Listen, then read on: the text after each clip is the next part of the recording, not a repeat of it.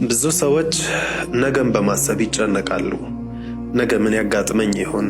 ነገ ምን መስራት አለብኝና የመሳሰሉ ሐሳቦች በውስጣችን ላይ ይመላለሳሉ። አላሁ ተባረከ ወተዓላ በቁርአን ምን ብሎናል? ወማ ተድሪ ነፍሱም ማዛ ተክሲቡ ገዳ ወማ ተድሪ ነፍሱም ቢአይ አርዲን ተሙት። ነፍስ ነገ ምን እንደምትሰራ አታውቅም። የምንሞትበትን ቦታ የት እንደሆነ አናውቅም። ስለዚህ ነገን በማሰብ ከመጨነቅ ይልቅ ማለፍ የሌለበትን ነገር በማስቀደም ራሳችንን ቢዚ ልናደርግ ይገባናል። ሪዝቃችን ላይ የሚያስጨንቀን ያ ከሆነ አላሁ ተባረከ ወተዓላ ሪዝቃችንን እኛ ሳንወለድ በፊት ጽፎልናል። የእኛን ሪዝቅ ደግሞ ማንም አይወስደውም። ኸይር ስራችንን ግን ከኛ ውጭ ያለ ማንም ሊሰራልን አይችልም።